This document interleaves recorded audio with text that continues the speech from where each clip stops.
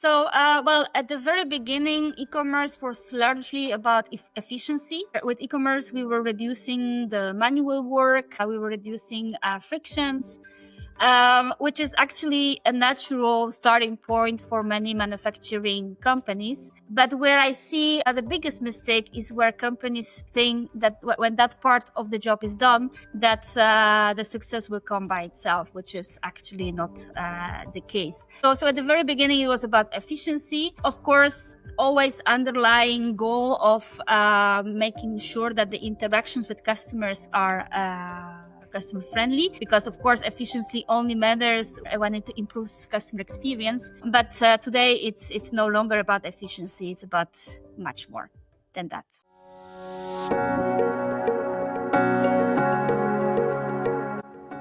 Hello and welcome to Copperberg Conversations on Manufacturing Matters. I'm your host, Nina Roper-Yearwood from Copperberg, wishing you a great day wherever you're tuning in from. In this episode, we're putting the spotlight on B2B e-commerce in manufacturing. Now, if you look across the industry today, e-commerce is no longer new. Most organizations have already adopted it across both new product and aftermarket sales. But what's interesting and what you might be seeing in your own organization is that the conversation has moved on. It's no longer just about having an e-commerce platform in place. It's about what it actually delivers to the business. And that shift is exactly what we will be exploring today. With me right now is Justyna Zoltanska. Hello, Justyna. Welcome to the show. Hello. Thank you. It's great to have you here. Justyna, you are a global digital sales and e-commerce leader with over 7 years of experience helping organizations scale digital channels and translate strategy into real business outcomes. You've spent the past 7 years working at the intersection of digital sales and e-commerce, helping organizations move beyond basic online ordering towards something much more commercially impactful. So currently you're working at Puratos as an e-commerce manager.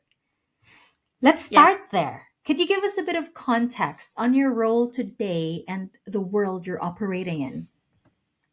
Yes, thank you. Thank you for this warm introduction, and hello everyone. So maybe a couple of words about Puratos itself. So Puratos, it's an international global group that offers innovative food ingredients for bakery, patisserie, and chocolate sectors. We serve customers like artisans, but also industrial producers, retailers, and food service companies in more than 100 countries all around the world.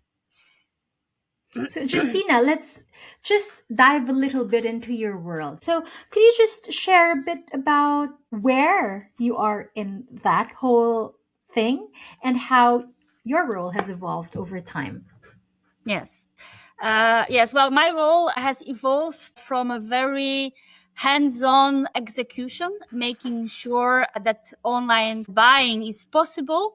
So that means launching web shops in the different respective markets, countries.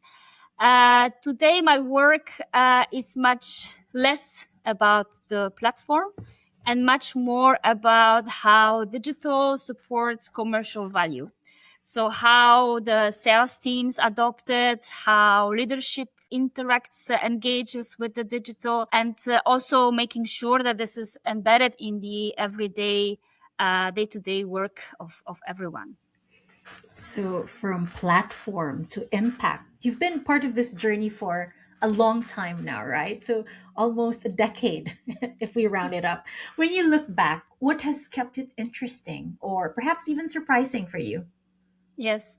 Well, when you're having fun, times flies, right? So yeah, but what kept it interesting is how the challenge shifts over time. So early on, it was about building and launching, where later it's much more about change. So today it's a lot about aligning people, processes, behaviors, strategies. And what has been the most surprising for me is how little it is about technology and how much it is about change management and people, because especially in B2B environments. I am originally coming from B2C e-commerce, where it was much more about features, making web shops functioning in the most customer-friendly way. Today in B2B, it's much, well, of course, customers are still at the center of everything we do, but it's a lot more about change management and people. Hmm. That is quite interesting to unpack. I can't help but think of a children's story. They always start at once upon a time. So I wanted to ask you this this is of course from your perspective when you came in. So Mhm. if you go back to the beginning, what was e-commerce meant to be at Puratos, and what problem were you trying to solve at that time? Yeah. So, well, at the very beginning, e-commerce was largely about efficiency. With e-commerce, we were reducing the manual work, we were reducing frictions, which is actually a natural starting point for many manufacturing companies. But where I see the biggest mistake is where companies think that this is when that part of the job is done, that the success will come by itself, which is actually not the case. So at the very beginning, it was about efficiency. Of course, with always underlying goal of making sure that the interactions with customers are customer friendly, because of course efficiency only matters when when it improves customer experience. But today it's no longer about efficiency; it's about much more than that. So looking at it from where you stand today. So let's just zoom out a little bit. Could you Mhm. identify like key maturity shifts from, as you said, launching the web shops to where you are Mhm. today? Yeah. Uh, well, there are a few actually. The first one I can think about is the shift or the realization of the fact that adoption alone does not really bring impact. So when I see maturity shifts is when we realize that digital start to touch other commercial topics. Like we influence topics like pricing, like supply chain, and digital is not anymore a standalone topic, but it really shifts the focus from technology to commercial business impact, and that's where I start to see maturity growing. So there is a second point, but maybe the most important shift that I've noticed in my journey was when we shifted from this internal focus of success matrices to more customer-centric view. So instead of asking if the webshop works correctly, we started to ask much bigger questions on how can we support our customers? Are we actually solving the right problems and delivering what our customers expect from us? And how all of this can create additional value for our customers, but also for us, of course. So, Justina, could you just give us a little taster of the questions that you're getting today that you weren't getting before? Because I think based on what you have outlined so far, the internal conversation has evolved, right? And you're now bringing in some external output as well. Yes, yes, exactly. At the very beginning, we received many questions about how the web shop is working, much more platform related questions, how many people are using it. Where today we shifted towards commercial questions, such as how can we respond to customer needs through the digital solutions we are providing. We focus more on understanding the customer journey and how digital can create value for them. How can we support the KPIs and the success matrices from commercial point of view? So right now you're actually no longer just interfacing, right, with your sales team and the internal processes that come with building and launching a web shop. You're also now looking at um, convincing your leadership at Puratos. So to say, it almost like you already have a seat at the commercial table at Puratos. And so with that shift in your role Mhm. and your point of view, how is that changing the difficulties of the conversations that you're having? Yes. Yes, it's a very valid point because indeed at the very beginning of the conversations that we've been having with the leadership was mainly to convince them indeed to find the right spot for a digital and convincing them selling the idea of digital. That is definitely no longer the case. Today, the conversations we are having are much more about prioritization, the trades offs, conversations about how digital can support customer retention, can support our strategies, and bring really the extra value, the incremental value for the customers and for Puratos itself. Uh-huh. You've really touched upon, I think, two interesting keywords, or well, three interesting keywords. So one is efficiency. You kept on touching upon that. I keep on hearing that. And the next one is incremental value. And I think it's almost like a growth story as well, right? Of the influence of and the role of e-commerce within an organization, any manufacturing organization. So, my question would be now, what does that actually mean in practice when you do that? Mm-hmm. Well, the maturity of e-commerce, like you rightfully said, is a journey. So yeah, like already mentioned, we started from efficiency, but having the orders going through the platform doesn't necessarily create the additional value on its own. So there is, of course, an extra layer that needs to put on top of it so that the value is created. How we started to when we started to understand that, it really changed everything. So it changed the internal conversations, but also the way how our customers used the different features that we have put in place on My Puratos. So incremental value comes through many small changes that happened over time, facilitating or giving the customers opportunity to find informations faster, to have access to our solutions at any moment. This opens the full box of new opportunities that were not available before digital, right? So we have really opened a new box of opportunities that then led it to additional incremental commercial value for us, but also for our customers because they really find the platform very useful into their day to day. They make it easier for them to do a business or to operate on in their realities, which is also one of our biggest priority, right? The reason of existence, one of the reasons why we are there is to help our customers grow their business, being more efficient, but also growing further in their business. So that's what we are trying to achieve also with the digital layer on top of other projects that we have.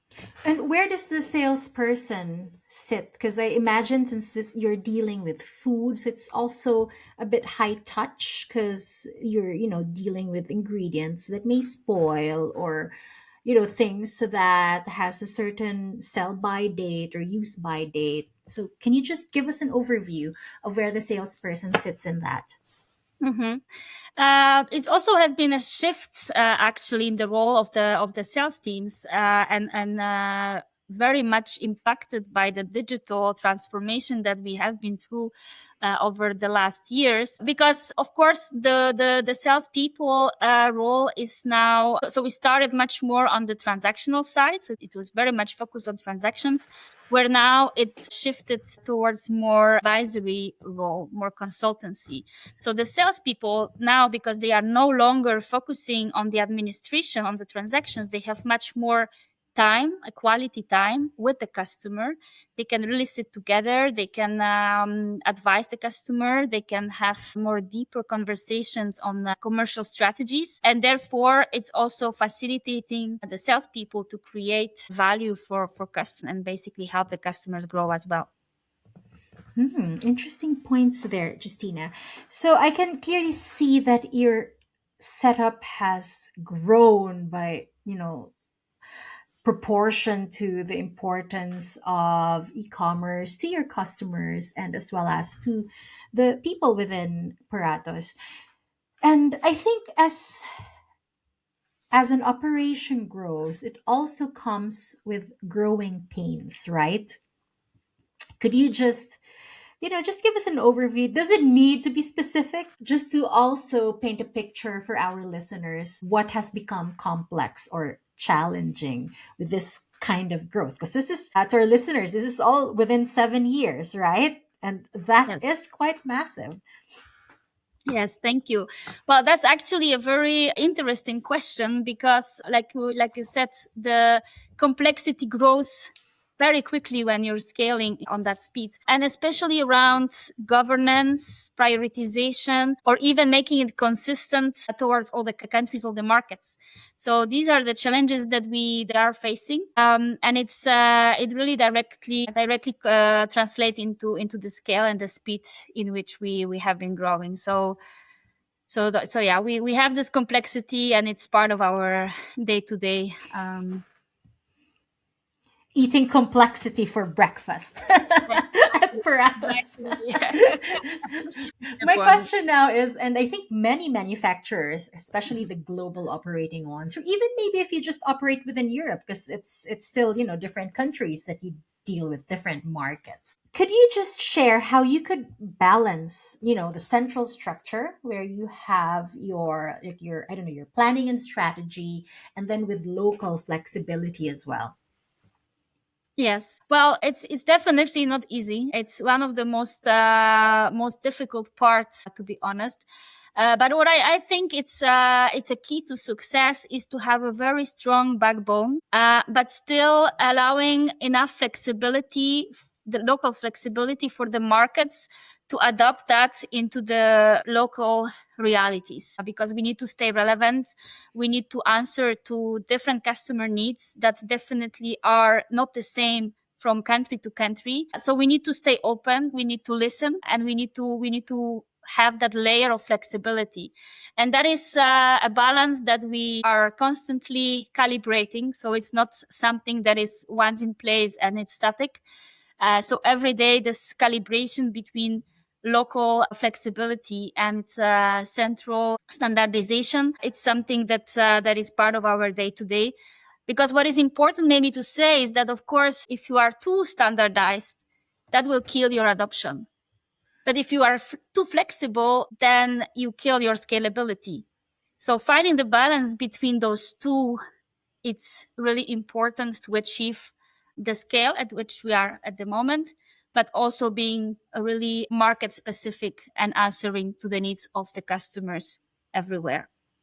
That is a really great point that you make there. Like the decision, the tough decision that you make between, yeah, being kind of out of the box versus being bespoke. Uh, so, from your perspective, you deal, of course, with a lot of markets. What have you found works for building capability and training across different markets, considering that we only have one Justina? Well, yes, it's training is very important, and of course we have teams here centrally that are fully supporting. Also, teams in the markets that are working day to day to make our digital journey successful. But the training is also not one set event. It's a continuous process, and we really put a lot of focus on trainings. It is not to make everyone a digital expert, because that's not gonna happen. But what is important is that everyone understands what digital fits in their day to day. That is for us really important, that everyone embed digital into their day to day. And when it comes specifically to the digital sales or the e-commerce teams, I personally involve a lot of time in coaching, mentoring, having a lot of one-to-ones with the local teams. But also, I am a big believer in collective intelligence. So I've also created a community a very strong community of local e-commerce experts, and we all come together once a month to discuss challenges, to share best practices. And that is really inspiring because colleagues from all the different parts of the world can come together and inspire each other, learn from each other. So it has a very big benefit for them, but also for me, because me having the central role sometimes takes me very far from the realities that our team's facing. So me being part of that community and listening to what our colleagues from all around the world have to say, what are their challenges that they face on a day-to-day, is something that brings me closer to the market realities, which I really appreciate. Is it something that you really do regularly, like monthly in your Yes, calendar? yes, indeed. We do it monthly. Of course, it's an online gathering every month. We do it already for the last 6 years almost. Oh. So it has been really put in place from the very beginning. And that's also how it makes not only how we build capabilities, how we build expertise, but on the other hand, it also helps with engagement, right? So people are engaged and that also helps us to go through the change process that we need to drive within the company. So it has two benefits. On the one hand, expertise building, but also this bonding, this team building and building the engagement, the ownership. It's also very important success factors that I've been observing over the last years. Monthly meetings across 6 years with different markets. That's a lot of ideas to work with, Justyna. So I think the challenge now isn't a lack of inputs. And I think right now it's almost the opposite. How do you decide what to focus on and what to consciously leave aside? Like maybe let's spin that for the next time. Yeah. Well, you have touched a very sensitive topic because indeed we have a lot of good ideas. And this is actually the hardest part because there is always more ideas than the capacity we have. So for me, successful teams should learn on how to say no intentionally, because it's even to good ideas, which is of course very hard, but it needs to be intentional. And if this idea does not really serve or support the current maturity level at which you are, or the current objective that you want to achieve, then you have no other choice than say no, which doesn't mean that the idea will not come into place later on, because we had many of those cases. But intentional no, it's one of the hardest parts, but the most important part of a success, I would say. Wow. Yeah, because I think I heard this saying something about when you say yes to one thing, that's actually saying no to more than 100 things. Yeah. And I think, Justina, at this point now, we are about to wrap up this conversation. I just want to ask you to put on your e commerce expert hat. From your perspective, what would a more mature or successful digital sales model look like over the next few years? Well, it's not an easy question to answer, because as we see the speed at which technology evolves and digital evolves today in this fast moving world, it's not easy to predict. But I will maybe take the question a bit from a different angle, because what digital success means to me is when it starts to become a natural part of business conversations. So it's it's not about the technology. It's not about specific strategy on how we embed technology, but it's really to become part of day-to-day life of our business development teams, of our business strategies, and then and when it comes natural to people, when it's not really a silo anymore. So I hope that we can play that role for the company.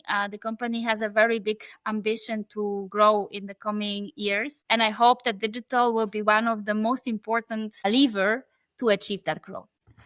Fantastic. And I think at this point now what's left is, some inspiring words as well from you because you've had a head start. 7 years, and that is including the pandemic. So that has, you've seen quite a lot in your journey as an e-commerce leader. What advice would you give to other e-commerce leaders driving digital commerce within their organizations? Mhm. Well, I would say do not start with technology because technology is the enabler, but it's not what will make you a success. Focus on people because the digital adoption doesn't happen through technology. It happens through people. So people should be central part of whatever digital journey you will step in. And also what is very important, I think, is to stay consistent and to have the vision and to stick to that vision. Because like I already said before, this world is changing so fast and it's so easy to lose focus and to deviate from the journey or deviate from the North Star that you're aiming for. So stay consistent, invest in people, focus on people and change management, give it a time because change doesn't happen overnight, and use technology more as a support to your journey and not as a central part of your digital transformation in sales. Wow, really great words there. Patience and focus. Justyna, what you've shared today really brings that e-commerce journey to life. You've colored the pages of, e-commerce and our understanding of it. So thank you. From putting e-commerce in place to making it work as a real commercial lever, as you've said, across the business. So now, for listeners who'd like to continue the conversation or connect with you directly, where's the best place to find you? Well, you can find me, of course, on LinkedIn. There on my profile, you can also find some contact details which you can use. And I'll be happy to engage in further conversations with anyone who would like to further share best practices or challenges. Because although many come from different industries, usually in B2B e-commerce, we are all facing same challenges. So I'll be happy to engage in further conversations. So everyone is welcome to contact me through LinkedIn. Perfect. So to our listeners, we'll also be adding Justyna's profile on our show notes. Justyna, thank you again for sharing your perspective. It's been a really insightful conversation. And to everyone listening, thank you for tuning in to Copperberg Conversations on Manufacturing Matters. This is Tina Roper Yearwood. Until the next one. Thank you for having me. Bye-bye. It's been a pleasure. So much for joining us today. If you enjoyed this episode, please like or follow us from wherever you're tuning in from. Got a topic you'd love us to cover next time? Or maybe you're itching to share your own insights as a guest? Drop us a line at podcast@copperberg.com. We'd love to hear from you. This is Copperberg Conversations on Manufacturing Matters. Until next time.